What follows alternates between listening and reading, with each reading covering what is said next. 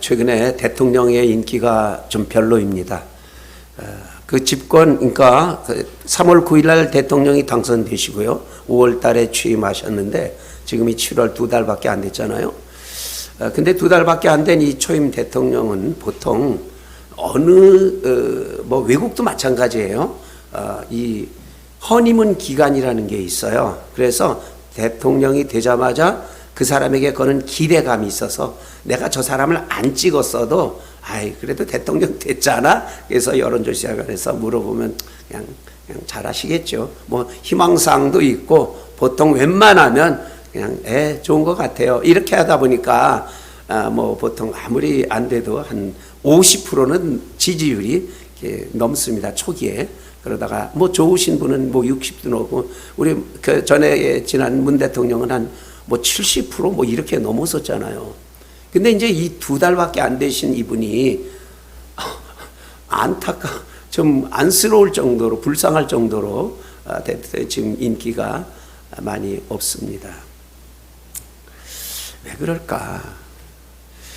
그 어느 순간에 제가 이렇게 채널을 돌리면서 그 대통령 나오는 뉴스를 보면서 어쩌면 이런 부분도 대통령의 인기가 조금 이렇게 초기인데도 기대감이 안 가질 요소가 아닌가 하는 생각을 그냥 저도 서민의 한 사람, 우리 대한민국의 국민으로 한 사람으로 걱정을 했어요. 뭐냐면 이게 대통령이 나오는 장면에 보니까 기자들의 질문하고 심지어는 저 외국 나토라고 하는 굉장히 중요한 외국 행사에도 똑같더라고요. 그 장면이 뭐냐면 이분이 대통령 되시기 전에 고개를 이렇게 자꾸 돌리는, 그래서 그 별명이 붙었었잖아요.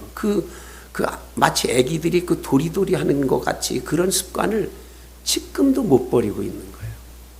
사실은 그 선거 운동할 때는 기를 쓰고 그것을 그분의 그 약점으로 외모적인 약점이기 때문에 기를 쓰고 고치려고 안간힘을 써서 썼는지 조금 제가 볼 때는 요새 좀 노력을 많이 했나 보다, 고쳐졌나 보다 이런 생각을 할 정도로 뭐 조금 이 고개 돌리는 습관이 좀 고쳐졌나 싶었는데 대통령이 되고 이게 하니까 다시 이 습관이 나왔는지 계속 그렇게 고개가 이렇게. 이 대통령이 그 한 국가의 그 대통령이, 그것도 우리 대한민국은요 경제 대국입니다. 세계적으로 지금 세계적으로 이목이 집중되어 있는 강국에 들어가요. 그런데 이런 나라의 대통령이 그런 개인적인 이런 습관이 고쳐지지 않는다는 것이 외국인들이 볼 때도 어떨지 모르지만 이 자국민인 우리가 볼 때 썩 이게 정서적으로 이렇게 좋은 느낌이 안 들 수도 있겠구나. 그래서 이 지지율이 참 이렇게 인기가 없는 것이 참 걱정이다라는 국민의 한 사람으로서 그런 생각이 좀 요새 듭니다. 그래서 뭐 좀 여러분이 우습게 들릴 수 있는 말 한마디도 있는데, 제가 어느 날은 텔레비전 뉴스를 보면서 좀 속으로 그랬어요. 대통령직이나 돼서 그 부인이 얼마나 똑똑하신 분이야. 그런 것도 있고 또 이 주변에 그 대단한 이 비서진들 엄청난 분들이 그거 하나 못 잡아줘. 그러면서 제가 그랬죠. 나는 분회장에 나가려고 요새 다이어트도 성공 중에 있는데 내가 대통령보다 괜찮은가? 뭐 이런 쓸데없는 생각까지 어쨌든 했었습니다. 중요한 것은요, 설교를 시작하면서 목사님이 웬 대통령 얘기야 하실지 모르지만 이건 아주 중요한 부분입니다. 결단한다는 것. 국가의 지도자가 됐던, 교회의 담임 목사가 됐던, 아니면 회사의 사장이 됐던, 하다못해 가정의 주부가 됐던 한 개인으로 돌아가서 과거에 어떤 잘못된 습관이나 혹은 나쁜 것을 좀 버리는 결단, 아니면 뭐 꼭 잘못되지 않고 나쁘지 않더라도 더 좋은 어떤 것을 위해서 이것은 정말로 목숨 걸고 내가 해야지 하는 그런 어떤 그 결기 있는 결단의 때가 중요하게 필요한 거죠. 그건 꼭 대통령이 아니더라도요. 개개인으로 돌아가서 모두에게 해당이 되는 말입니다. 지금이나 옛날이나 인간의 사는 이 세상에서는 누군가 하나의 큰 결단이 그 사회에, 그 가정에, 그 공동체에 미치곤 했죠. 바로 오늘 우리 영주 집사께서 읽어주신 성경의 말씀이 그것을 말해주는 거예요. 바로 그 사실. 오늘 읽은 말씀은 에스라 7장의 말씀이잖아요. 바로 이 에스라라고 하는 하나의 민족의 지도자가 중대한 그런 그 결단의 사람이다라는 것을 오늘 보여줍니다. 에스라가 과연 어떤 사람이냐라고 말하기 전에 그 시대의 상황을 이야기하지 않을 수가 없습니다.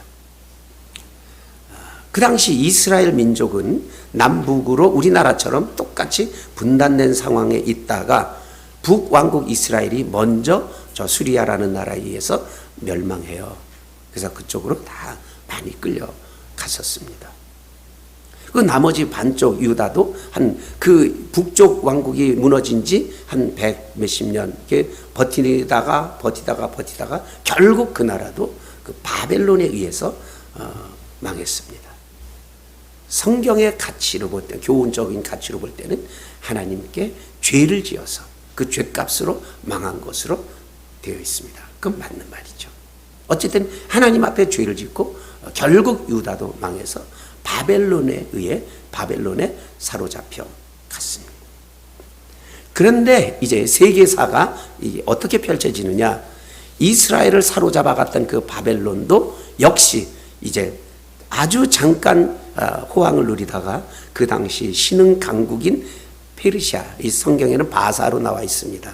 이 바사에 의해서 점령이 되고 바벨론 국가가 쇠락합니다. 페르시아의 정권이 들어서면서 자연스럽게 끌려갔던 이스라엘 유다의 백성들도 페르시아 바사의 지배당한 상태가 됐죠. 그런데 이 바벨론을 점령한 페르시아의 그 왕 중에 하나, 기가 막힌 두뇌의 사람이 있었는데 그가 바로 고레스라고 하는 사람입니다. 그 세계사에는 크세르세스라고 이름이 되어 있지만 성경에는 고레스라고 되어 있는데 이 사람이 굉장히 성경에는 하나님을 찬양하고 너희 신들을 가서 그 여호와를 찬양하고 섬기고 예배해라 이렇게 나와 있지만 실제 세계사적 관점에서 볼 때 이 사람은 굉장히 유화 정책. 지금 자기네 나라가 이 페르시아가 여러 나라를 지금 꽉 사로잡고 있는데 이 나라를 언젠간 이 민족적 이 정신이 있으니까 언젠간 또 무슨 반기를 들거나 저항을 하거나 해서 나쁜 일이 이 페르시아에 벌어지겠지. 그런 일을 사전에 방지하자 해서 이 민족의 일부, 전부가 아니라 일부분을 니네들 나라로 돌아가서 거기서 예배드리고 거기서 농사도 짓고 짐승도 키우고 마음껏 살아라. 그러나 이 고레스의 은혜, 페르시아의 은혜를 잊지 말지어다. 전부는 안 돼. 일부분 가. 너희들 바벨론에서 그 바벨론 나쁜 놈들이 너희들 다 뺏어온 물건 이제 우리 페르시아가 다 되돌려 줄게. 이러면서 돌려보내 주었습니다. 그것을 성경에서는 이스라엘 백성들은 하나님의 은혜로 해방이 되었다고 감격하지요. 그건 맞는 말이에요. 그 말이 맞는, 성경의 말이 맞습니다. 근데 이 고레스가 바로 그런 대단한 술책을 가지고 이렇게 해방을 시켜 줬을 뿐이죠. 자, 그러면 이스라엘 민족이 비록 일부분이지만 고토에 돌아가서 성전도 세우고 성벽도 쌓고 매우 국가적인 부흥을 이제 일으키려고 애는 썼습니다. 그러나 그것이 제대로 되지 않습니다. 우수한 머리와 두뇌의 사람들은 아직도 페르시아에 많이 있었고요. 일부분이 거기로 돌아가서 예배드리고 제사드리고 농사짓고 그러던 참이었거든요. 자, 그러면서 그것이 바로 1차 귀환인데 그렇게 1차 귀환이 돼가지고 장장 70년이나 살고 있었는데 이게 뭔가 썩 안 좋은 얘기가 귓전에 들려와요. 페르시아에 있던 에스라라는 사람.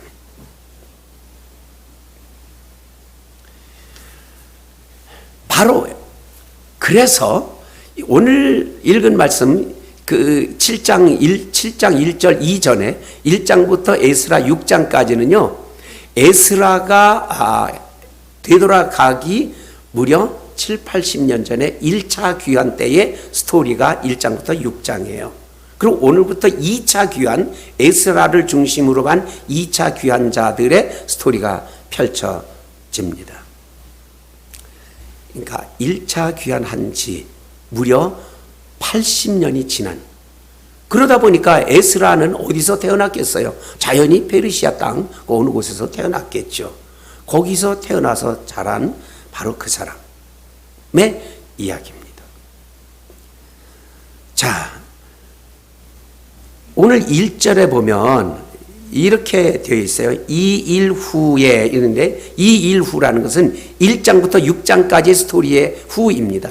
즉 70년 동안 그 고토에 돌아가서 이 1차 귀환 후에 돌아가서 여러 가지 일이 있은 후에 바사왕 아닥사스다 왕 위에 있을 때에 에스라라 하는 자가 있으니라. 그는 이스라야의 아들이요 아사라의 손자요 힐기야의 증손이요 하면서 2절 3절 4절 5절까지 쭉 족보를 쫙 나열해요. 아무개의 손, 아무에게 몇 대 손, 아무개의 몇 대 손, 아무개의 몇 대 손인데, 중요한 것은 5절 끝에 대제사장 아론의 16대 손이다 이렇게 해요. 자, 그러면 이 사람은 이런 사람이라는 거예요. 페르시아에서 태어나서 자기 조상들이 예전에, 그러니까 백수십 년 전이겠죠. 70년 있다가 해방이 되었고, 해방된 지 80년 뒤인 지금이니까 에스라의 나이가 만약에 30살이라고 하면 벌써 한 110년 전의 사건을 이 사람이 교육을 받은 거예요. 그리고 이 사람의 혈통은 누구냐? 대제사장 아론의 아주 거물급 제사장의 후손이라는 거죠. 그러니까 페르시아에서 태어났어도 제사장의 가문의 그 직계손이라고 하는 그 영적인 자부심, 제사장, 실제로 아마 그 페르시아에서도 제사를 드렸을 것입니다. 추측컨대 그 제사장이면서 이 사람은 서기관, 즉 율법서를 베껴 쓰고 율법서를 연구하고 누구에게 가르치고 하는 학자, 그러니까 율법 학자이면서 제사장인 그 페르시아에 태어난 그 유대 교포였던 거예요. 자, 그런데 이 사람의 백그라운드를 1절부터 6절까지를 설명한 후에 6절에서 이렇게 기록해요. 그는 이스라엘의 하나님 여호와께서 주신 모세의 율법에 익숙한 학자로서 그의 하나님 여호와의 도우심을 입음으로 왕에게 구하는 것은 다 받는 자였다. 자, 보면요. 한번 상상을 해보세요. 이 사람이 유대 교포라 그랬죠? 페르시아에 태어났어요. 그리고 고집스럽게 나는 제사장의 후손이요. 제사장입니다. 거기다가 모세의 율법을 연구하고 베껴 쓰고 누군가에게 가르치려면 이 민족적 의식이 어때야 되겠습니까? 흐려서는 안 되는 거예요. 아무리 이 페르시아에 지금 살아도, 몸은 여기 살아도 온전히 이 정신세계와 가치와 영혼은 몽땅 이스라엘 사람인 거예요. 이게 흔들림이 없는 사람이에요. 그러면 그 페르시아 사회에서는 어떤 평가를 받겠습니까? 저 고집쟁이, 고집불통, 저 꼴보수, 이런 소리를 들어야 마땅한 거예요. 그러면 당연히 따돌림을 당한다거나 이 왕이 볼 때는 아주 거추장스럽고 이 가시 같은 사람이어야 됩니다. 그런데 오늘 읽은 말씀에 그는 여호와의 도우심으로 왕에게 구하는 것은 다 받는 자였다.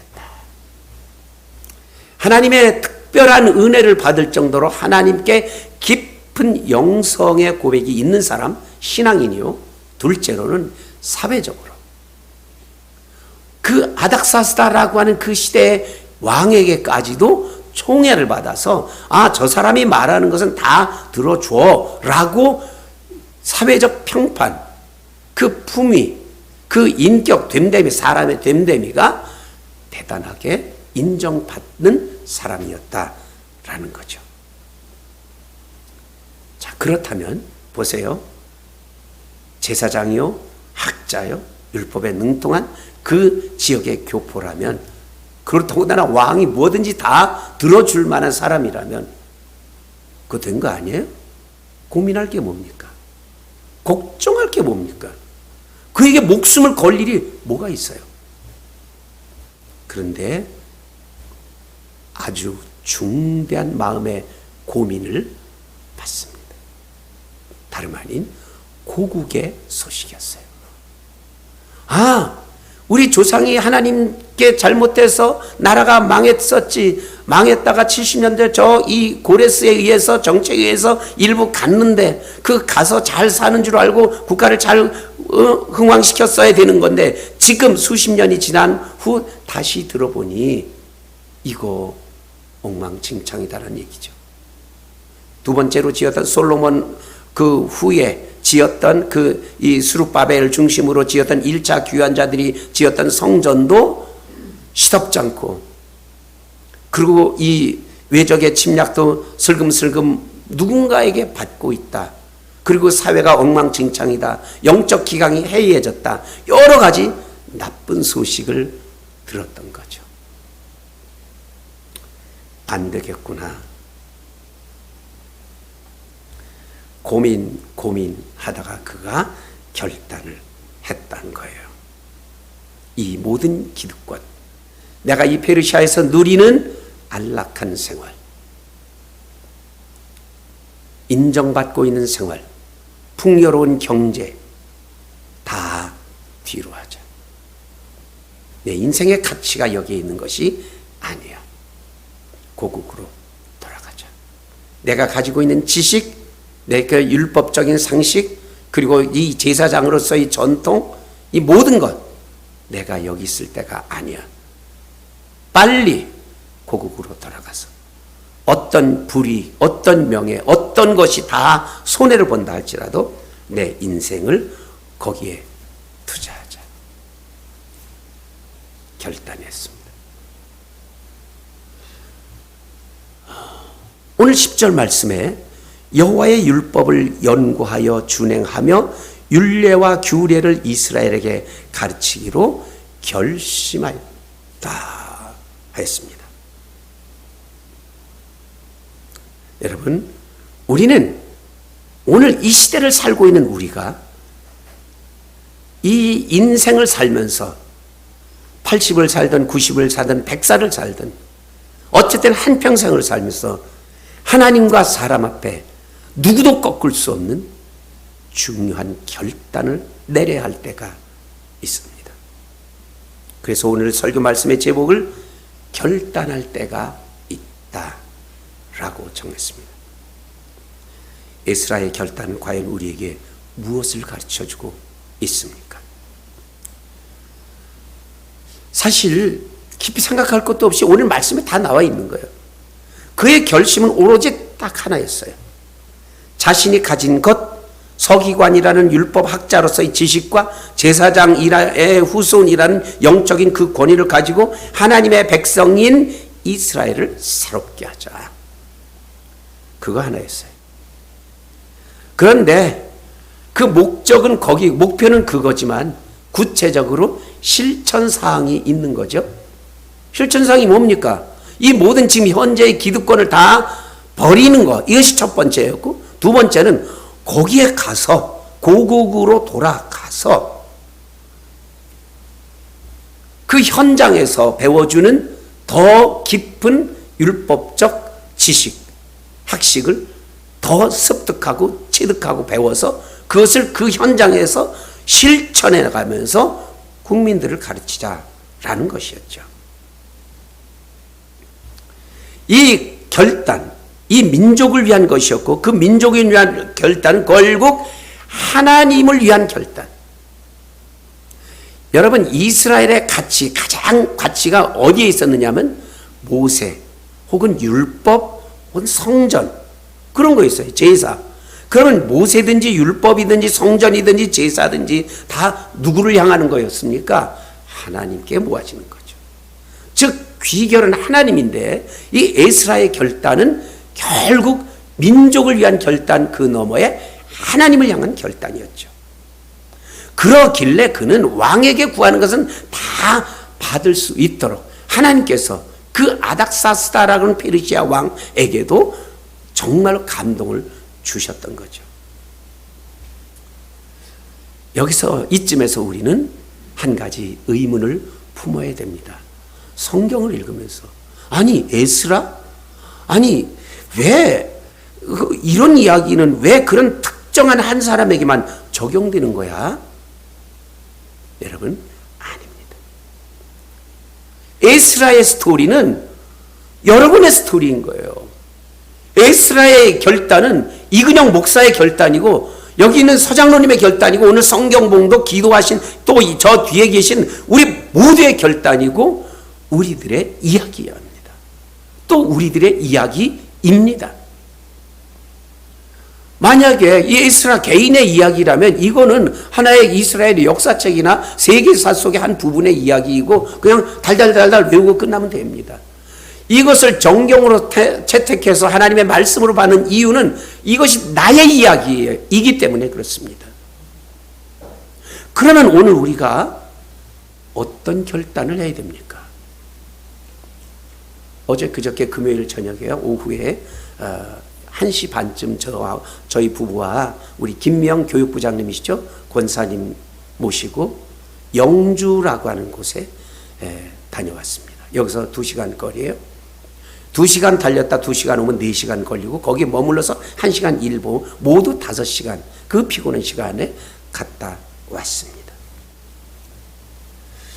여러분이 아시고 오늘 또 기도하신 권사님이 그렇게 기도도 하셨는데 1박 2일 수련회가 지금 우리 교회에 기다리고 있어요. 자, 그런데 그 1박 2일 수련회의 장소를 한번 우리 현장 답사합시다 해가지고 갔다가 왔는데 생각해보면요. 그 수련회 이후에 행복 나눔 축제로 계속 이어져서 그 분위기를 우리 성도들이 열심히 있게 자신을 돌아보고 기도하고 굉장히 말씀으로 충만하고 성령으로 충만해진 상황에서 행복 나눔 축제를 하기 위해서 수련회 먼저 그리고 이 행복 나눔 한단 말이에요. 축제를 한단 말이에요. 그런데 그렇게 다녀오는 동안에 그 김 권사님께서 저한테 한 말씀 하시는 거예요. 목사님, 막 주변에서 그러는데요. 뭐 굳이 1박 2일 하느냐, 하루 당일로 갔다 오면 뭐 이런 말씀을 하신다는 거예요. 제가 그 얘기 듣고 당연하죠. 왜? 이게 얼마나 어려워요. 여러분이 얼마나 바쁘게 살고 있고 얼마나 스케줄이 많습니까? 사실 쭉 이 개인적으로 이렇게 짜인 스케줄을 교회에서 수련회 갑니다. 그래서 토요일날 오전에 가서 주일날 다음 주일날 오후에 옵니다. 하면 그 스케줄을 딱 중단시켜야 돼요. 모든 거 다 차단하고 토요일날 교회를 따라가서 그리고 거기서 1박 2일의 시간을 충분히 보내고 온전히 오셔야 되는 주일 오후에 오셔야 되는 그런 것을 얼마나 어려워요. 그런 시간 내기가. 맞아요. 쉽지 않습니다. 그래서 이것이 훈련인 거예요. 그래서 여기에 결단이 필요하고요. 이것은 개인 포기의 훈련이고 개인 시간의 포기의 희생의 훈련이고요. 하나님께 내 영혼을 더 가까이 하게 하는 훈련입니다. 이런 훈련, 이런 결단을 거치고서 그런 성령의 충만함을 가슴에 담고 이 중요한 행복 나눔 축제에 들어가자는 거예요. 자, 행복 나눔 축제를 하면서 저는 사적으로 우리 권사님들, 우리 성도님들 가운데 그 남편분이 교회를 출석 안 하시는 분, 본인은 열심히 있는 분이신데 그런 분들이 왕왕 계시잖아요. 그래서 제가 그냥 웃음에 소위 비슷하게 아예 권사님은 그냥 다른 것 신경 쓸 거 없고 남편 한 분 잘 모시고 오면 됩니다. 제가 이렇게 말씀을 드리거든요. 그러나 생각해 보세요. 그게 어디 쉬운 일입니까? 남편이 제일 쉬운 대상이 아니라 알고 보면 제일 힘든 대상이에요. 여러분이 여러분의 부부를 생각해 보시면 됩니다. 저는 제가 결혼해서 한 40여 년 가까이 살고 있거든요. 제 아내가 저를 변화시키기가 제일 힘들어요.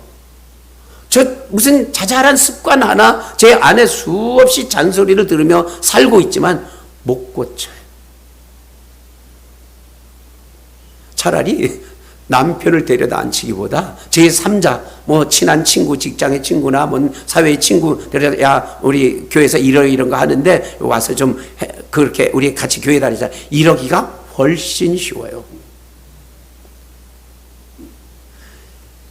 어렵고도 힘든 가시밭길을 갈 때에 우리는 결단이 필요한 거죠.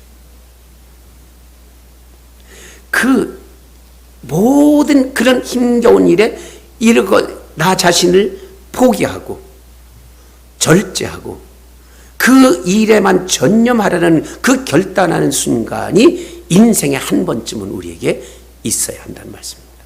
여러분 오해하지 마세요. 야, 지금 목사님이 이 설교 준비 어쩌면 그렇게 타이밍을 딱 맞춰서 수련회와 이거 하시려고 그 말씀을 아니거든요. 이것은 하나의 예화일 뿐인 거예요. 이 교회의 이 프로그램은. 이것은 우리 인생 전반에 걸쳐서 우리가 사는 날 동안에 이거보다 훨씬 중요하고 엄청난 우리의 인생을 판가름하는 어떤 일이 있다라는 것을 말씀드린 겁니다. 평생 술, 담배, 냄새를 내 몸에 배이게 하고 그대로 먹고 마시며 살 것이냐, 지금부터 건강하고 말끔하게 살 것이냐, 신앙과는 관계없이 이것을 따져볼 때 한번 결단해 보자.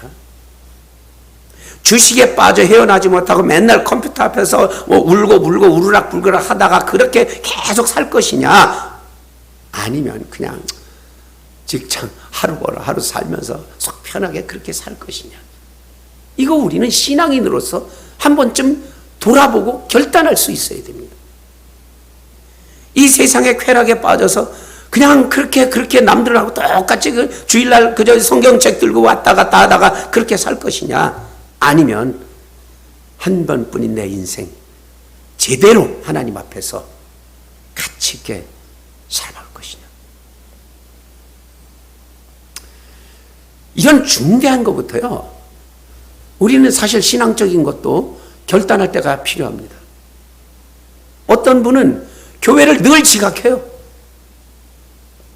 오늘부터 지각하지 말아야지. 한번 생각해 봐야 돼요. 어떤 분은 왁자지껄 떠들고 이런 거에 도무지 이걸 고치지 못하시는 분이 있어요. 남을 배려하지 않습니다. 또 어떤 그 예의상에서 어긋나는 이런 것들을 마치 그냥 이건 자기 습관이고 자기 거니까 남들이 다 그냥 괜찮게 알아주겠거니 이해하겠거니 그냥 퉁치고 넘어가는 분이 있어요.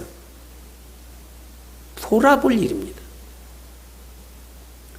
이제 언젠가 성도들과 의논해서 할 얘기지만 저는 저 커피 마시는 종이컵을 이제 없앨 때가 있을 것입니다. 우리가 이거 결단해야 돼요. 종이컵이 없애고 플라스틱 이 스텐컵으로 자기 이름을 써놓은 그 컵으로 찾아서 마시게 하는 그 훈련을 우리도 이제 때로는 결단할 때가, 왜냐? 이 세계적으로 자연, 탄소 제로 운동에 우리도 가야 됩니다.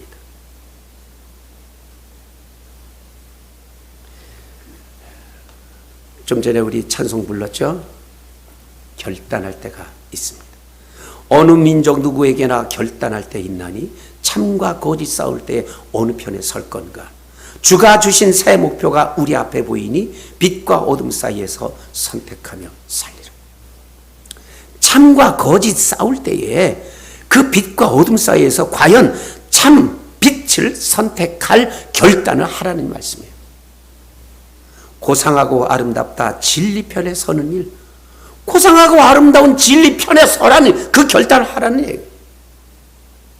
십자가를 등에 지고 앞만 향해 가리라, 그것을 결단해야 됩니다. 우리 가는 그 앞길에 어두운 장막 덮쳐도 하나님이 함께 계셔 항상 지켜주시리. 이렇게 결단을 하고 그 길을 따라갈 때 하나님이 함께 계시라는 확신 우리에게 있습니다. 여러분, 이 중요한 결단, 에스라의 결단이 이스라엘의 역사에 어떻게 미쳤죠? 이 성경을 계속 보면 에스라 다음에 느헤미야가 나와요. 에스라는 느헤미야와 동역한 사람이에요. 느헤미야라는 지도자와 합력해서 이스라엘의 국가적 질서를 제대로 회복합니다. 그리고 영적으로 단결하죠. 그래서 아주 탄탄한 민족이 형성이 이제 됩니다. 반면 이 페르시아 바사는 그 후에 유화 정책을 이렇게 저렇게 쓰다가 헬라라고 하는 제국한테 망해요. 헬라 제국은 또 세계를 떵떵거린 줄 알았는데 로마 제국에 망합니다. 또 로마 제국도 엄청난 위세가 있나 했는데 결국 로마도 허물어지고 지금 유럽 사회로 그냥 재편됐죠. 그런데 이스라엘은 어떻습니까? 에스라가 귀국해서 그 결단을 가지고 계속 결단을 한 느헤미야 지도자 또 다른 지도자 계속해서 그 결단 있는 지도자들과 국가를 세워서 이 혼란한 역사 속에 아예 정치가 사라지고 민족만 남습니다. 놀라운 것은 정치 체계 없이 민족만 그 가나안 땅에서 2000년이나 독립되지 않은 채로 살다가 2000년 동안 해체됐던 정부가 1948년 이스라엘이라고 하는 국호를 달고 오늘까지 지금 세계에 떵떵거리며 사는 아주 강소국으로 자리 잡고 있습니다.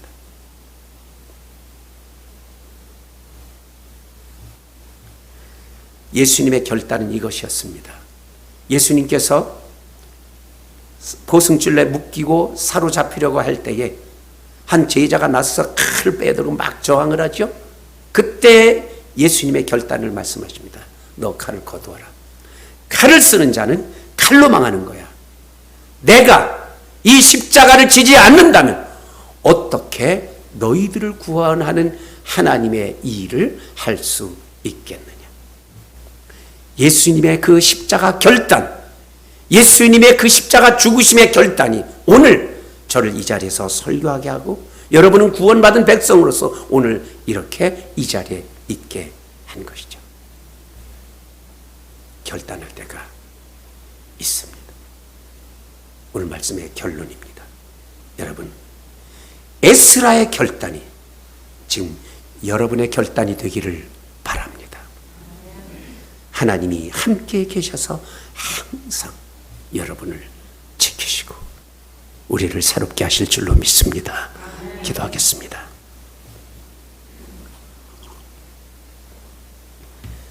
주님,